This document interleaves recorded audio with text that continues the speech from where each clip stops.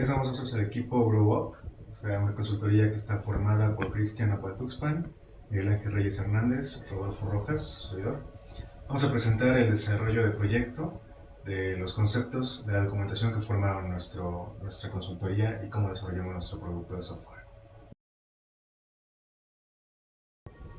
Hoy nosotros dividimos nuestro proyecto en dos partes. La primera parte fue la constitución de nuestra empresa, que incluyó nuestro proceso administrativo, una identidad corporativa de nuestro producto de software y la problemática o marco teórico. En cambio, la segunda parte incluye una técnica de recolección de datos. Esta técnica nos sirvió para poder encontrar a los actores que van a interactuar con ella. Finalmente, una vez identificados los actores, también se incluyen 5 vistas y 9 diagramas de nuestra estructura UML. El proceso administrativo influye en la toma de decisiones de la organización y abarca todas las personas de la organización. Este proceso tiene 4 principales funciones, que son la planeación, organización, dirección y control. Bueno, la planeación define cuáles son los objetivos de la organización, las estrategias, las metas, y con esto se define cuál es la misión y visión de la misma empresa. La organización.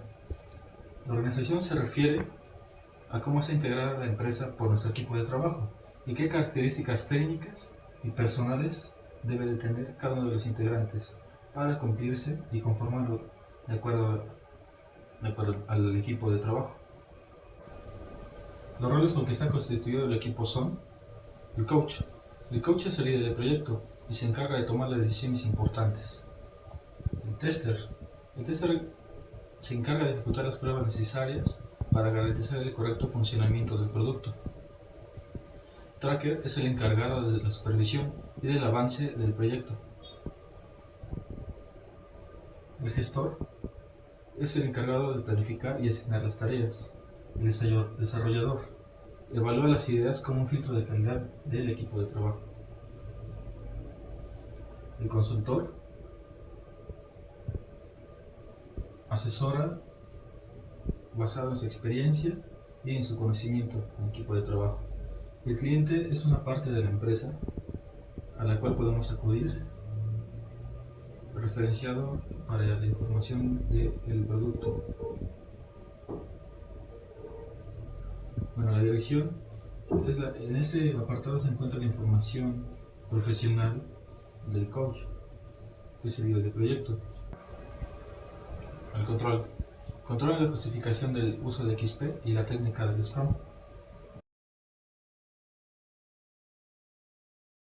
Bueno, a continuación encontramos la identidad corporativa de la empresa y producto del software. Aquí, en esta parte, encontramos que la organización debe de tener una imagen que la represente, al igual que un eslogan y su logotipo y también la tipografía que identifica.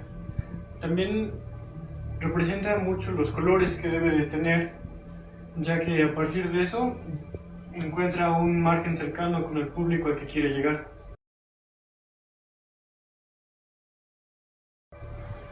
Marco teórico y problemática.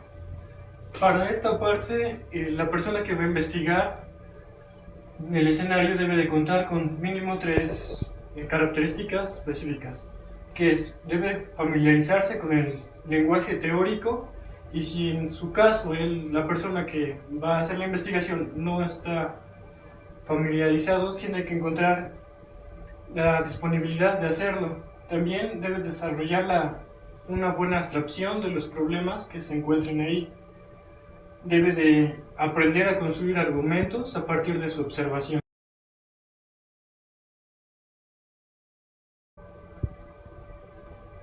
Técnicas de recolección de datos. La técnica que nosotros desarrollamos fue la de escenario. En ella se debe de identificar todas las personas que se encuentran involucradas en la realización del sistema y los procesos que se llevan a cabo. Debe ser un análisis crítico y detallado, y a su vez debe de ser específico. Debe de proveer el resultado al final de cada actividad. es el estudio de las necesidades que debe de cumplir el sistema. Con la información anterior, que era el análisis de los requerimientos y las técnicas para obtenerlos, encontramos que aquí debemos de hallar qué requisitos debe de contener el sistema, como el hardware y el software, para su buen funcionamiento. También las condiciones que debe de cumplir a su vez, de una norma específica con las condiciones o las capacidades que necesita el usuario para poder resolver su problemática. Los tipos de requerimientos los encontramos clasificados. El primero es requerimientos funcionales. Describe la función o servicios que se especifican del sistema. A partir de las prioridades, encontramos dos ejemplos: afiliación para nuevos solicitantes y proceso de vista de datos. El siguiente punto es requisitos no funcionales. A pesar de que estos en algún momento no se puedan incluir, no necesariamente afectan al funcionamiento del sistema. Un ejemplo puede ser al momento de pagar un pasaje. Pagamos el pasaje, es un requerimiento funcional, pero al momento de encontrar el boleto sería uno no funcional.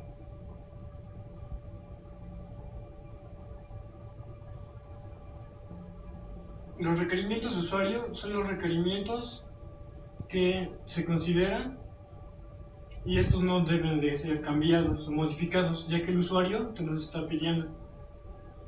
Y requerimientos de sistema, en ella vamos a mencionar los mínimos detalles que debe de contener, ya sea de forma de software y hardware, para el buen funcionamiento de nuestro sistema.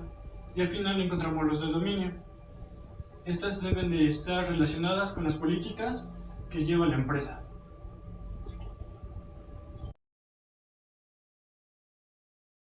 En él es el uso de un modelo de funciones del sistema y su entorno. Para identificar los modelos debemos de considerar los siguientes puntos, que son puntos de vista a identificar: descripción, paquetes de casos de uso, los actores, las relaciones que estos van a tener inclusive con otros actores o algún caso de uso del sistema, y lo vamos a encontrar y describir de forma gráfica en un diagrama. Diagramas de casos de uso. El diagrama de casos de uso representa la forma de cómo un actor opera el sistema dependiendo del desarrollo que va a tener.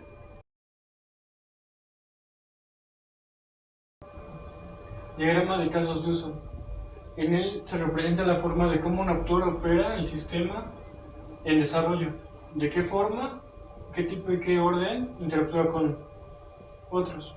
Para ello encontramos las siguientes relaciones o asociaciones. Del tipo más básico encontramos una flecha simple. También están las siguientes: independencia o instanciación. Y es una forma muy particular de relacionar entre clases. Generalización. Este tipo de relaciones son los más utilizados, que se puede ser de uso, use, o de herencia, que es extens. En el caso de ser extens, se recomienda utilizar cuando un caso de uso es similar a otro en sus características, y el use se utiliza cuando se tiene un conjunto de características que son simples en más de un caso de uso. El diagrama de clase se realiza un análisis para poder separar las funciones en cada una de ellas. Se establecen los atributos que las componen y los métodos que están dentro de cada una de ellas para conformar cada clase. Se generan relaciones que tienen entre sí, las cuales pueden ser herencia o pueden ser dependencia. El diagrama de estado representa los estados de tiempo de vida de las clases durante el uso del sistema. En el diagrama de colaboración es la representación de cómo las clases interactúan entre sí y cuáles son los métodos que ejercen esa interacción. Entre clases hay flujos de una manera secuencial, el cual puede ser de orden ascendente o descendente. Los diagramas de secuencia representan la forma en la que un grupo de objetos se comunica entre sí de forma secuencial al proceso que esté ejecutando. Esta comunicación es a través de variables que cambian el valor dependiendo del proceso que esté en ese momento. La vida de este objeto se representa a través de una línea vertical. Nuestro diagrama de componentes. En este se identifican los elementos que contendrá el sistema al estar instalado en un sistema. Se representa de forma jerárquica, dependiendo del valor o de la importancia en la cual aparezcan los archivos para el correcto funcionamiento de nuestro software. Las clases son una representación lógica del mundo real. El diagrama de despliegue donde está la ubicación o muestra la ubicación en la cual se almacenan los archivos. Es una representación de nuestro software que nuestro software necesita para que los diagramas de actividad son la representación de un flujo que describe el orden de las actividades de un proceso. Es una representación gráfica de las actividades de los casos de uso que se obtuvieron al inicio de nuestro proyecto. Con toda la información y los diagramas generados, nos da como resultado la estructura general del proyecto de software. De esta manera, una vez recaudada toda la información, se puede implementar en un lenguaje de programación.